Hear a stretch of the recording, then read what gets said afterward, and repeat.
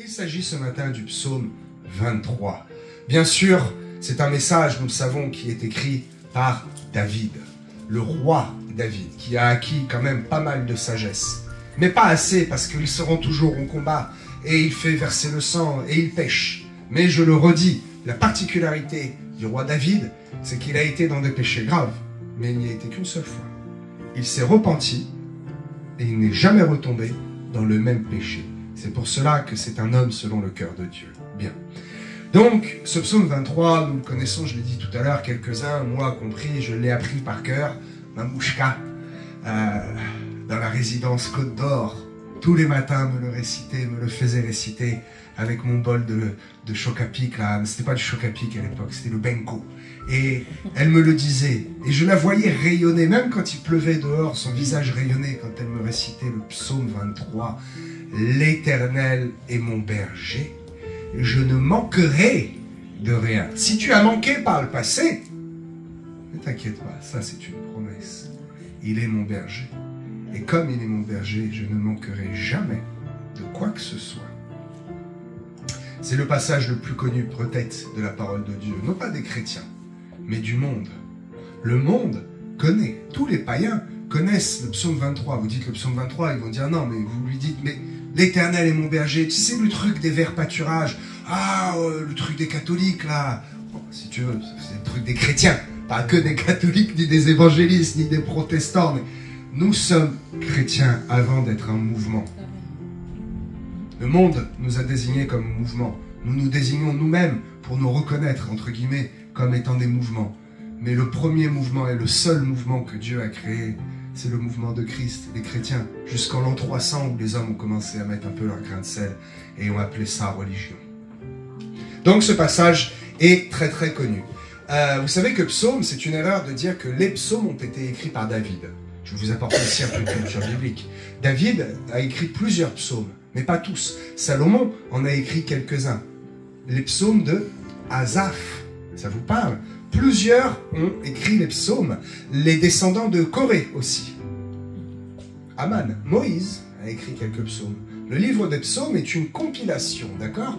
Et il faut le comprendre dans cette manière-là.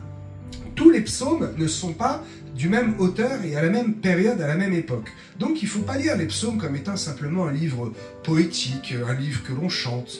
Non, c'est très profond, c'est aussi un livre prophétique, je vous le dis. Ce livre, pour moi, est un peu comme quelqu'un qui est en apnée. Je ne sais pas si vous avez fait de l'apnée, j'ai fait de la plongée, moi. Et l'apnée, alors l'apnée, il faut retenir son souffle. Et celui qui sait faire de l'apnée, va souffler. Et à un moment, on va être à court d'oxygène. Et c'est à ce moment-là qu'on doit remonter. Et ça fait tellement de bien quand on remonte à la surface et que l'on fait quoi? On fait... Ce psaume est comme une bouffée d'oxygène, je vous le dis. Ce psaume, c'est comme une lumière dans la tempête, comme un éclairci, comme le soleil qui perce les nuages quand il pleut, comme le soleil qui se lève à l'horizon après une nuit noire et sans lune. C'est comme un phare au milieu de la nuit, une lumière qui brille au loin, quelque chose qui vient illuminer, rassurer et réchauffer mon cœur. Ce psaume soulage et restaure le cœur qui est inquiet. Gardez-le en tête, même si vous le connaissez. Le jour où il y a, comme disait encore une grand-mère, que tu as un coup de calgon, qu'il y a un coup que ça ne va pas, le psaume 23, c'est un baume sur ton cœur. C'est un réconfort. L'écrivain David, le roi David qui ici devient écrivain, écrit quelque chose de très intéressant. Je vais tout de suite faire une parenthèse. Psaume 22, 23 et 24. Ils sont tous les trois liés, ils sont concernés. Le psaume 22, au chef des chantres, sur Biche de l'aurore. C'est un chant. Cantique, c'est un chant, puis psaume de David. Il termine par une poésie. Lorsque vous le lisez, lorsque je vais vous le lire ou l'entendre, soit entendez-le comme étant une poésie, soit comme un chant. Mais c'est une poésie ou c'est un chant qui est récité en l'honneur de notre Dieu. Ici, David écrit à Dieu, mais c'est nous qui le lisons aujourd'hui et nous nous emparons de ces paroles. Il décrit l'Éternel comme étant qui? L'Éternel est mon berger. C'est le mien. Il est le berger. Jean 10, 11 le confirme. Il est écrit qu'il est le bon berger. Il est celui qui donne sa propre vie pour les brebis. Voilà ce qu'est un berger. Ne voyez pas le berger comme étant celui avec la houlette et le bâton pour taper. Oh, je vais vous donner la définition de tous ces mots. L'eau paisible, le vert pâturage, la houlette, le bâton. C'est poétique. C'est féerique, certains diraient même. Non, c'est très profond. Il y a quelque chose à comprendre au-delà de la surface. Parce que ce poème, cette récitation, ce cantique, les enfants le connaissent et ça touche leur cœur, parce qu'ils ont un cœur de simplicité. Mais il y a quelque chose de plus concret, de plus solide à comprendre dans ce psaume 23. C'est un passage qui est plein de sagesse, écrit par un homme qui, à l'âge où il l'écrit, est plein de sagesse. Il l'écrit vers moins 500 et quelques. Et David est très bien placé pour nommer l'Éternel comme étant le berger. Pourquoi? Que faisait David dans sa jeunesse? N'était-il pas un berger lui-même? Il sait très bien quels sont les attributs et ce que doit faire un berger, ce qui définit le berger. Et donc ici, le mot est très bien choisi. Il nous dit que l'Éternel est mon berger. C'est celui qui me garde, c'est celui qui me conduit vers des eaux paisibles et qui me promet de demeurer, de me reposer dans un vert pâturage. Oh, je vais décomposer tous les mots et vous allez voir comme cela est encore plus précis, encore plus clair que la première lecture que vous avez pu avoir le jour où vous avez ouvert la Bible pour la première fois sur le psaume 23. Nous allons voir le but de ce chapitre et nous allons détailler réellement ce passage très court de la Bible afin de voir ce qu'il y a à tirer pour nous. Ce passage de la Bible s'adresse, je le disais tout à l'heure, à tout le monde, s'adresse à chacun, dans un seul but, nous rassurer. Pourquoi?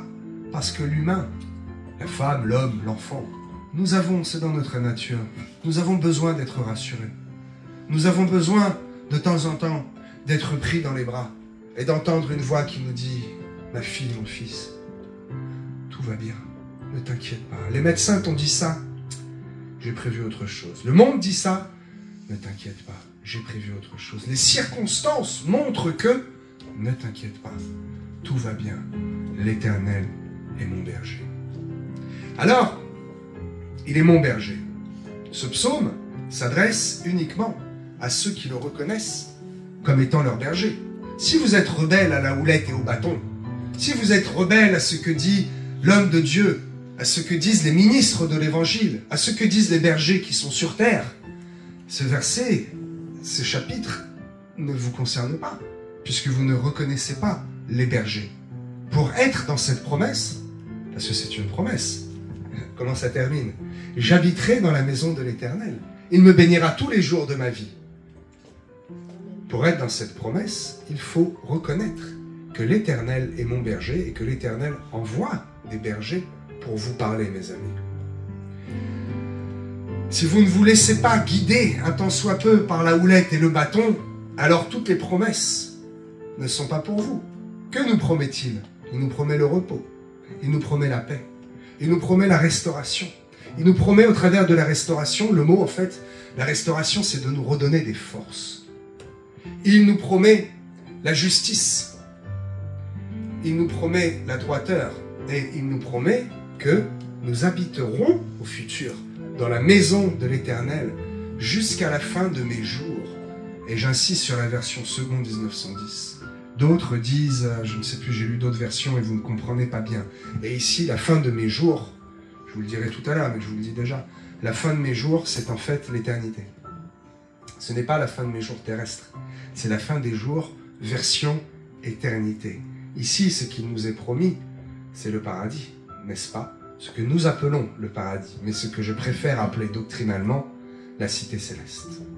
Là où nous demeurerons pour toujours, dans le sein des saints. Alléluia. Alors, la houlette et le bâton posent souvent un problème pour ceux qui sont un peu rigides et qui disent « Oh, pasteur, je te reconnais, tu es un pasteur, mais ta houlette et ton bâton ne me toucheront pas. » Mais d'où vient cette image négative de la houlette et du bâton? Où tu vois un pasteur qui va frapper la brebis avec le bâton. C'est pas son rôle. Ni au pasteur, ni au bâton. Le rôle du berger, c'est de reprendre avec amour. Et il y a une façon de reprendre, et il y a même un outil. Et c'est là que je vais vous éclairer sur ce qu'est la houlette. C'est pour ça que je vais détailler quelques mots clés, très importants pour que vous compreniez la profondeur de ce psaume. Commençons par reposer.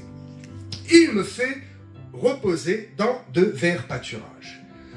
Ah, je suis là, je souffle un peu, je me repose. J'arrête un peu de faire. J'arrête de créer, de faire. Shabbat.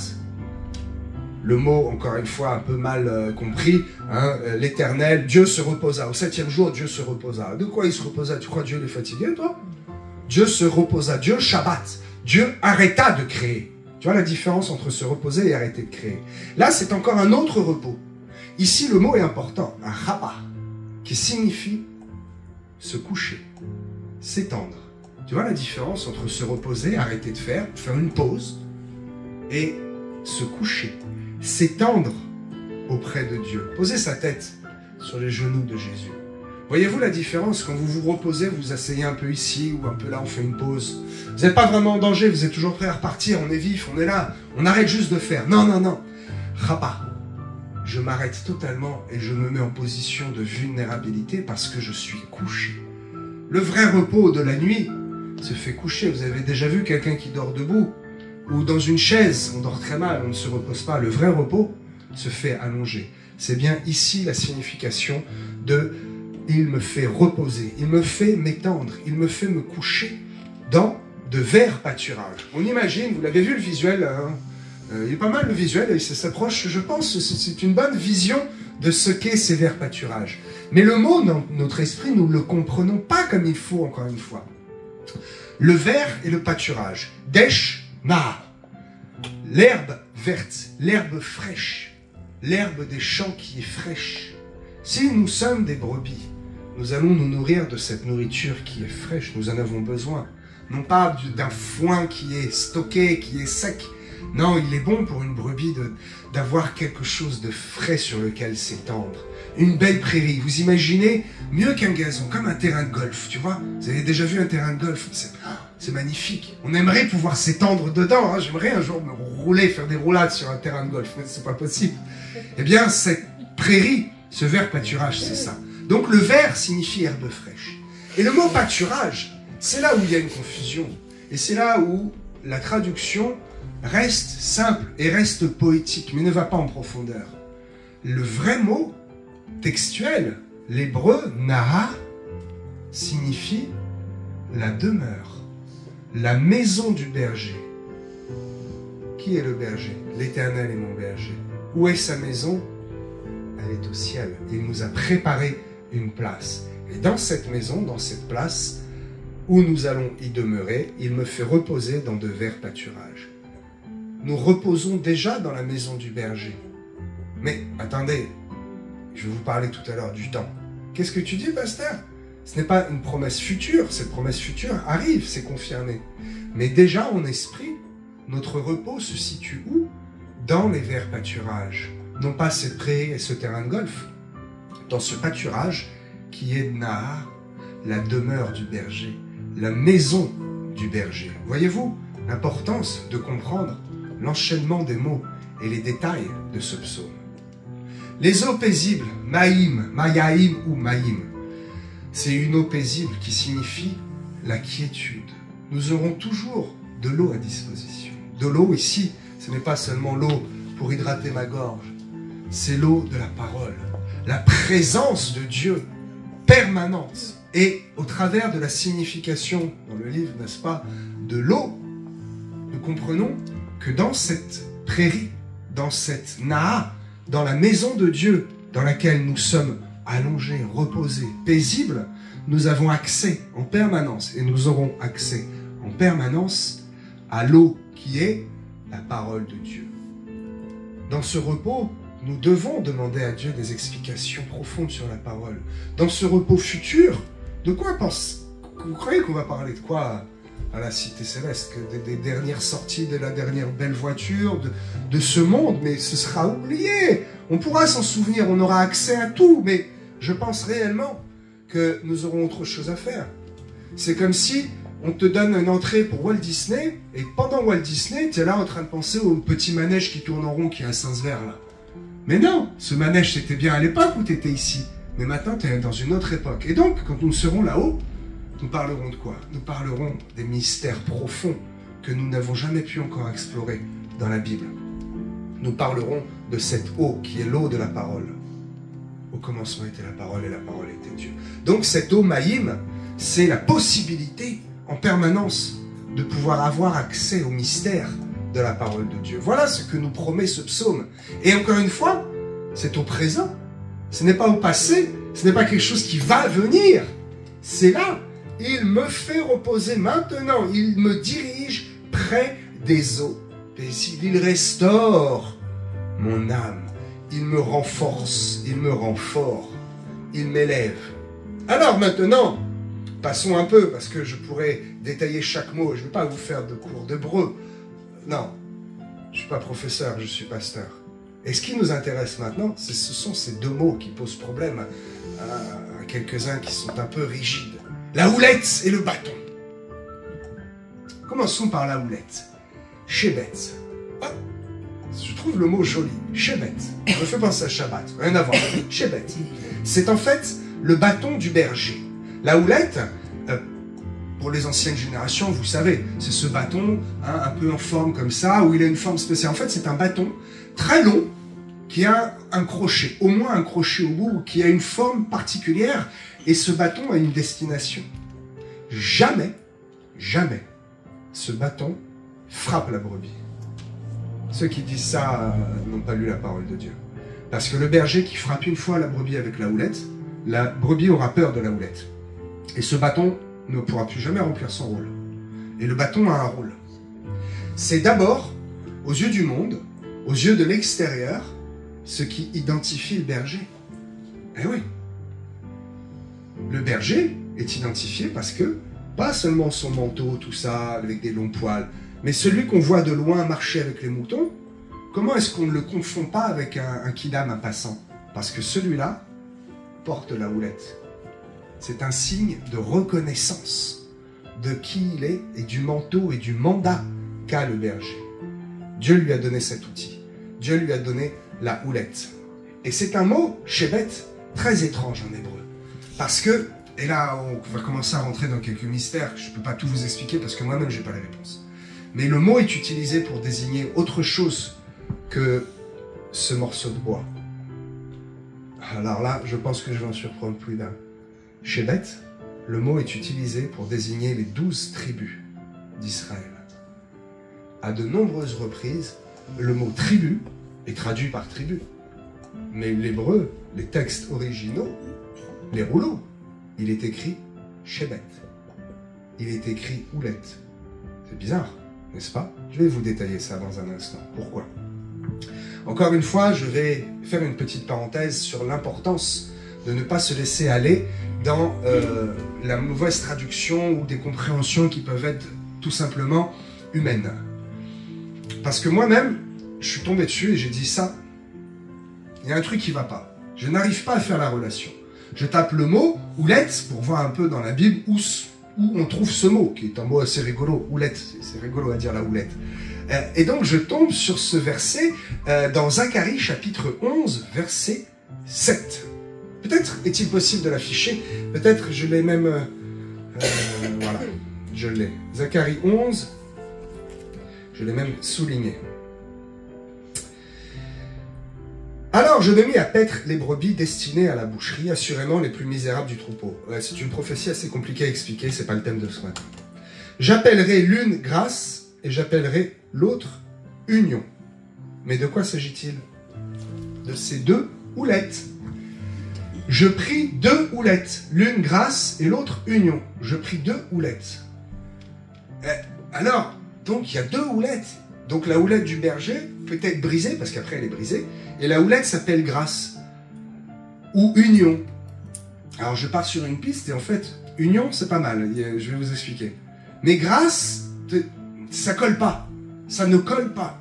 Et je vais voir vraiment, encore une fois, dans l'hébreu profond, et je m'aperçois que ce mot houlette est une invention de celui qui a traduit. Parce que le mot, c'est maquel. La houlette, là. En fait, je pris 2 houlettes, je pris 2 maquelles. Le maquel, c'est un bout de bois qui est issu d'une branche d'un arbre. Ça n'a rien à voir avec la houlette du berger. Voyez-vous comment on peut facilement se laisser détourner et aller dans des délires spirituels ou des fausses doctrines. C'est pour cela qu'il est très important de détailler chaque mot et d'étudier la profondeur de la parole de Dieu. De ne pas simplement lire comme un enfant, mais de lire réellement comme un huos, un homme, une femme fait à la stature de Christ, et de comprendre le message au travers du message. Bien. Donc, le mot Shevet, on peut le comprendre comme étant quelque chose qui rassemble, comme étant un signe. Le berger a le Shevet. À la houlette. On voit que c'est un berger parce qu'il a la houlette. Et ce mot Shevet, encore une fois, eh ben, ça colle. C'est quelque chose qui rassemble. Ben oui, parce que dans Exode 28, 21, il y en a plein.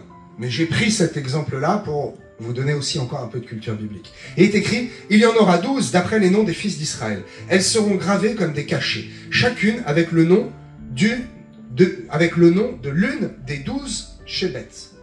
L'une des 12 tribus.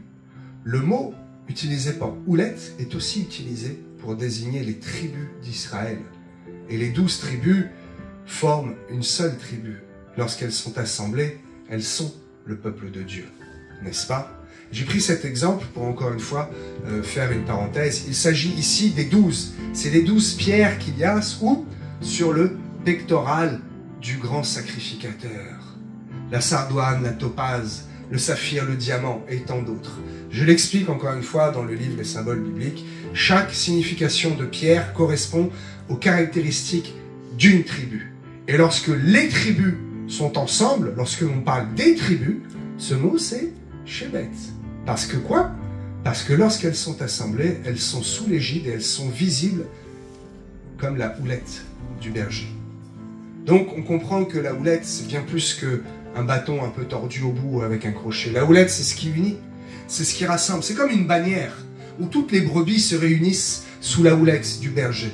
Et le berger lui-même est sous la bannière de cette houlette. C'est son outil qui l'identifie et qui lui permet d'être efficace dans l'œuvre que Dieu lui a donnée à accomplir. À quoi sert la houlette? Elle sert à nous rassurer. Oui, elle ne sert pas à frapper, c'est écrit au verset 4. Voilà. Ta houlette et ton bâton me rassurent. Ils ne me frappent pas, ils ne me font pas mal, ils ne me font pas peur. Ta houlette me rassure, je suis rassuré de voir cette bannière. Je suis rassuré d'être identifié aux autres brebis, d'être identifié au corps de Christ et d'être identifié aux 12 tribus d'Israël, qui sont appelées houlettes, Shevet. Alors, à quoi ressemble la houlette? C'est un bâton grand avec un crochet ou avec un rond. Elle a une forme particulière. Et à quoi sert-elle physiquement? Peut-être vous le savez, moi je ne le savais pas. Je me suis renseigné, j'ai été surpris. Elle sert d'abord au berger à ne pas se précipiter vers la brebis qui fait une erreur ou qui a un problème. Parce que même le berger qui court vers une brebis, la brebis a peur. C'est normal, elle se méfie, elle est craintive. Alors, ce grand bâton, il va l'approcher avec douceur. Et comme la brebis n'a jamais été frappée avec le bâton, elle n'en a pas peur. Elle n'a pas la forme d'un homme, ni d'un loup, ni d'un prédateur. C'est un bout de bois. La brebis n'a pas peur d'un bout de bois. Et donc, elle se laisse faire. C'est un outil merveilleux qui permet au berger de travailler à distance. Elle peut aller attraper avec sa forme particulière une patte. La brebis est là et elle s'écarte un peu du troupeau. C'est une image physique mais spirituelle. Et elle se coince la patte comme ça dans un rocher, dans un grillage, dans une barrière. Si le berger arrive, elle va peut-être avoir peur et se casser elle-même la patte. Alors le berger le sait très bien, il a l'habitude. Il tend la houlette, il chope un peu la patte comme ça, clic, hop, et il dépanne la brebis et la brebis ne sait même pas que le berger a prié pour elle, que le berger a jeûné, et que le berger, c'est lui qui est venu et qui a intervenu avec l'outil de Dieu, hein, la houlette, hop, il lui a tiré la patte de ce mauvais pas et lui a évité bien des bricoles. La houlette permet, étrangement, et là vous comprendrez la houlette que l'on voit avec cette forme un peu circulaire, eh bien de ramasser un caillou, sans que le berger se fatigue trop, qu'il se baisse, il ramasse un caillou, tac, et il vise, non pas la brebis, mais à côté, et il y a un petit bruit, non, la brebis reprend conscience, elle voit le troupeau qui est un peu loin, et elle se rapproche du troupeau, et le loup qui était là en train de rôder se dit, ah, c'est un échec, là, j'ai failli l'attraper celle-là, mais le berger a bien joué son rôle, il a jeté juste un petit caillou à côté, grâce à la houlette. Et la brebis a entendu ce bruit, elle s'est rappelée qu'elle faisait partie du troupeau, et elle est revenue se mettre à l'abri dans le troupeau. Dieu agit pareil, vous savez. Parfois, il nous arrive des bricoles dans la vie, et des soucis. Et c'est le berger, de la part de Dieu, qui envoie un petit caillou, un petit bruit, un petit message. Eh mon frère, ma soeur, allô, ça va? Que s'est-il passé? Tu n'es pas venu, je t'ai pas vu, tu m'as pas fait de retour là-dessus. Ah, j'ai vu que tu faisais ça, tu as dit ça, tu as pensé ça. Tu sais, c'est pas bien. Viens, allons nous entretenir un peu dans le bureau entre toi et moi. Ah, merci, merci pasteur, merci parce que oui, c'est vrai, j'étais en train de m'éloigner et tu as attiré mon attention grâce à ce petit bruit, grâce à ce petit caillou. Merci parce que j'étais dans une situation difficile et je ne me suis même pas aperçu que c'est toi qui, avec ta houlette, est venu me tirer la patte de ce mauvais pas. Parce que j'étais sur un chemin qui, à ce moment-là, n'était pas bon. Parfois, les chrétiens ont l'impression que le berger leur fait mal en leur tirant un peu la patte. Mais il vaut mieux tirer un peu la patte plutôt que la patte se casse ou que la brebis soit égarée et qu'elle se fasse dévorer, n'est-ce pas? Le bâton. À quoi sert le bâton? Tout simplement, Mishena, qui signifie le soutien. Mish, bâton, Ena, tenir, soutenir. Parce que le berger, qui est missionné par Christ, a lui aussi besoin, parfois, de se reposer. C'est un outil que Dieu lui donne, ce bâton. Non pas pour frapper, non pas pour faire peur, mais pour se reposer. J'ai cru pendant un moment que ce bâton servait à aller taper sur les loups. Mais non, ce bâton, c'est un outil que Dieu donne au berger pour lui aussi se reposer. Donc, tu vois que ce verset, ce chapitre 23, parle aux brebis, mais parle aussi aux bergers. Il parle à tout le peuple. L'Éternel est mon berger. Revenons-en au début. C'est écrit au présent. L'Éternel est mon berger. Bon, nous savons qui est l'Éternel. Mais qui est le berger des bergers? Qui a dit à Pierre, paisse mes brebis? À défaut, enfin, c'était pas les brebis de Pierre au début. C'était les brebis de Jésus. Alors, l'Éternel. L'Éternel, Jésus, Dieu, le Saint-Esprit, tout cela, c'est compliqué. Non, c'est très très simple. Ce sont trois faces de la grandeur de Dieu. Et celui qui est mon berger, qui me conduit vers les verts pâturages, qui m'amène dans cette cité céleste, Naha, la demeure de Dieu, c'est qui? C'est Jésus. Vous voulez une preuve de ça? Et je vais en arriver à cette partie très intéressante, où là c'est vraiment une étude, où nous allons lier ensemble, mettre dans un seul bloc, d'accord, le psaume 22, 23 et 24. Et oui, pour avoir un bon éclairage, il ne faut pas faire focus. Moi, c'est trop facile. Avec les talents que Dieu m'a donnés, vous me donnez n'importe quel verset, je peux vous expliquer une dinguerie dessus, que peut-être même vous allez croire, alors que ce n'est pas du tout doctrinal. Mais il faut ouvrir les yeux. Si vous voulez voir, il faut regarder un peu au-dessus, en dessous, avant, après. Il faut voir dans son ensemble pour bien comprendre. La parole de Dieu, la Bible, s'auto-vérifie elle-même. Si vraiment vous avez l'impression d'entendre une bêtise, quelque chose de bizarre, lisez simplement la parole de Dieu et vous vérifiez que la parole confirme. À chaque fois, la vraie doctrine est confirmée plusieurs fois. Alors, soyez attentifs maintenant au temps qui est employé dans le verset 22, 23 et 24. Au chapitre 22, pardon, pas au verset, au chapitre 22, la majorité du texte, les éléments importants, sont écrits en fait dans un temps particulier que nous n'avons pas dans notre grammaire.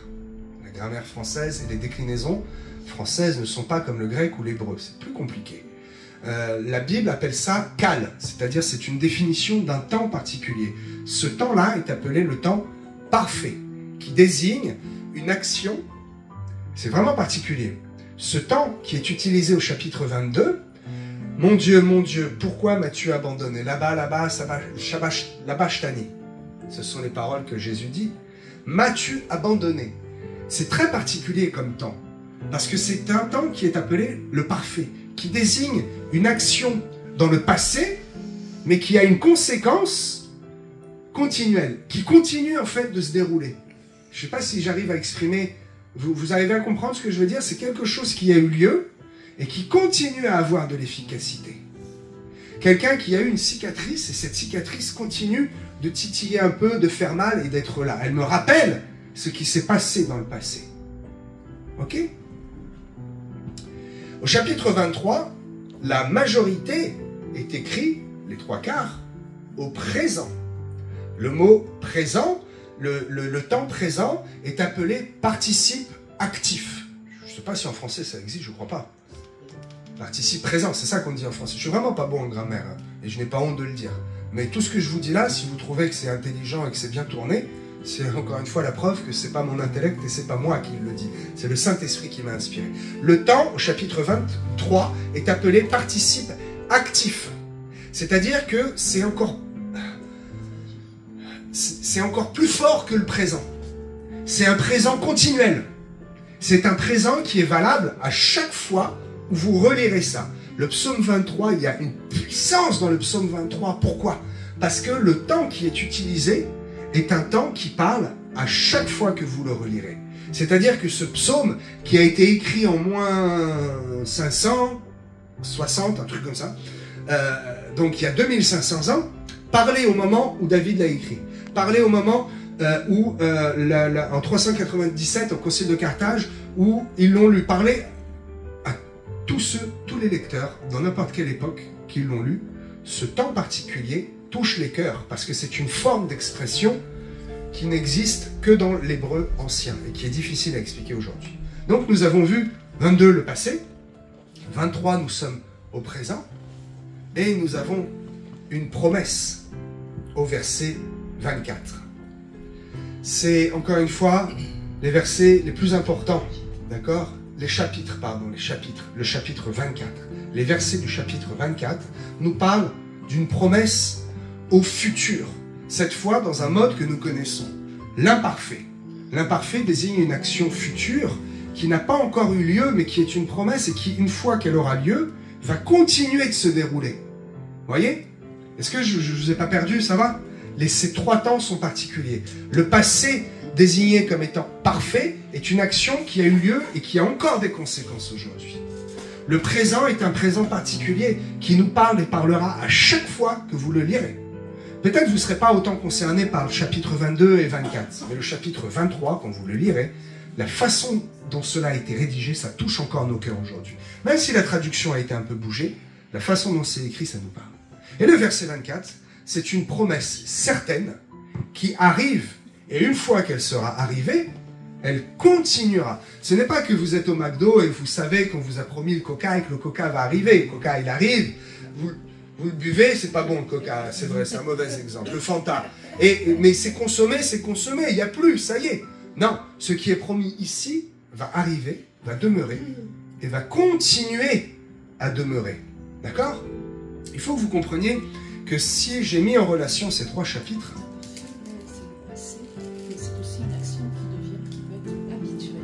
d'accord, l'imparfait dans le français, ça désigne un parfait, une action passée, mais qui peut être aussi habituelle, qui peut être renouvelée. Voilà. Donc là, ici, l'imparfait en hébreu, c'est encore un peu plus compliqué, ça désigne une action future qui sera renouvelée et qui va continuer d'être renouvelée et d'exister. Bien. En fait, le chapitre 22, 23 et 24, je pense, j'en ai la conviction, dans les écrits, dans les rouleaux, étaient liés. C'est les hommes après, vous le savez, c'est les hommes qui ont fait le découpage de la Bible et le découpage des chapitres et des versets. Tout simplement pour que nous puissions avoir des références. Et que je ne dis pas aujourd'hui, prenez le rouleau des psaumes, vous le déroulez à peu près à la moitié, vous comptez 8 lignes et 45 mots. C'est trop compliqué. Donc ça a été divisé en chapitres et en psaumes. Mais parfois, les hommes n'ont pas été super inspirés. Et ici, le fait que le chapitre 22, 23 et 24 soient séparés nous empêche de comprendre cette parole profonde du passé, du présent et du futur. De ce passé qui a des conséquences encore aujourd'hui, de ce présent dans lequel Dieu nous parle et nous sommes soulagés, et de cette promesse du futur. Je vais laisser tomber mes notes, vous savez, je vais me laisser inspirer. Le chapitre 22. Mon Dieu, pourquoi m'as-tu abandonné? T'éloignes-tu sans me secourir? Tu sièges au milieu des louanges d'Israël. Recommande-toi à l'Éternel. L'Éternel le sauvera. Oui, tu m'as fait sortir du sein maternel. De nombreux taureaux sont autour de moi. Ils ont percé mes mains et mes pieds. Ça y est, vous voyez de qui je parle et de qui David parle ici. David a eu un songe. Il prophétise. Je vous disais tout à l'heure que ces psaumes étaient une prophétie. Peut-être certains étaient sceptiques. En voilà la preuve. David prophétise sur quoi? Sur la vie de Jésus. David parle au passé. Pourquoi m'as-tu abandonné? C'est étrange. Il parle au passé de quelque chose qui va venir. C'est ce temps particulier, le temps du parfait qui est utilisé. Que déjà, la chose était décidée. Déjà, Christ avait prévu d'aller se sacrifier pour nous. Et cette action, David l'avait vue. Il nous est parlé de cette action, n'est-ce pas, au passé. Puis, nous arrivons dans le psaume 23, où il est écrit « L'Éternel est mon berger. Je repose à cause de son nom. Quand je marche, ta houlette et mon bâton me rassurent en face de mes ennemis. » Tu dresses une table. Vous savez psychologiquement ce que c'est? Spirituellement, la table, c'est quelque chose qui est mis entre vous et vos adversaires. Que mettons sur la table? On y met de la bonne nourriture. Et vous savez, psychologiquement, ce qui se passe dans l'esprit de l'ennemi quand il voit une table. Regardez ces vidéos où certains se sont amusés à faire ça. Et c'est une réalité psychologique et spirituelle. Oh, je vais vous surprendre. Vous êtes là dans le métro, et devant vous, un homme adresse un autre homme. Un homme agresse une femme. Il y a une agression. Vous-même, vous êtes pris à partie. Sortez quelque chose de votre poche à manger. Et vous regardez la personne, tout simplement, et vous dressez une table entre lui et vous. Et vous mangez. Tous les psychologues vous le diront. C'est une technique pour calmer l'ennemi, pour calmer ceux qui sont contre vous. Et psychologiquement, comment ça marche dans l'esprit, je ne sais pas, je ne suis pas un médecin. Mais l'agresseur, automatiquement, lorsqu'il voit quelqu'un en face de lui qui mange, pourquoi? Je ne sais pas. Il se calme. C'est une réalité. Et nous le savons aujourd'hui. Mais à l'époque, David n'a pas expérimenté ça. Hein. Je pense que ceux qui venaient se confronter à lui, il lançait un pic, une lance, il y avait toute une armée. Et donc ce qu'il écrit ici, c'est merveilleux, ça nous parle aujourd'hui. Et à l'époque, il ne le comprenait pas, mais nous le comprenons aujourd'hui d'une manière spirituelle. La table qui est entre nous et nos ennemis, avec ce qui est dessus, c'est une promesse de réussite et de bénédiction. Et physiquement, le fait d'avoir de la nourriture entre nous et l'ennemi va calmer et va faire taire l'ennemi. Cette parole nous parle au présent. C'est une réalité. Et puis au chapitre 24, il est question ici d'une promesse merveilleuse. Le chapitre 23 termine par « Tous les jours de ma vie, et j'habiterai », est-ce que j'ai l'hébreu, « Orek ». Orek, ce n'est pas tous les jours de ma vie. En fait, c'est tous les jours des temps anciens, de la fin des temps. C'est dans tous les temps, j'habiterai. C'est pas tous les jours de ma vie, jusqu'à la fin de mes jours, ou tous les jours de ma vie. On entend jusqu'à ce que je soupire et que je meure. Non, c'est pour l'éternité. J'habiterai dans la maison de l'Éternel jusqu'à la fin de mes jours. Virgule. La terre et ce qu'elle renferme est à l'Éternel, car il a fondé sur les mers et il a fermé sur les fleuves. Qui pourra, on enclenche le futur, monter à la montagne de l'Éternel? Ah, on parlait tout à l'heure, la montagne c'est le lieu élevé, là où l'on rencontre Dieu. Qui pourra y aller? Il obtiendra la bénédiction de l'Éternel, la miséricorde du Dieu de son salut. Nous allons obtenir le pardon. Ici, c'est une question de futur. Voilà le partage de la génération qui l'invoque. C'est ça que nous partagerons. Mais quoi? Portes, élevez vos linteaux. Élevez vos portes éternelles. Que le roi de gloire fasse son entrée. Qui est ce roi de gloire? L'Éternel, fort et puissant, l'Éternel puissant dans les combats, porte élevé le volanteau, que le roi de gloire fasse son entrée. Qui est donc ce roi de gloire? C'est répété, c'est pas moi qui répète, c'est répété. L'Éternel des armées, voilà le roi de gloire.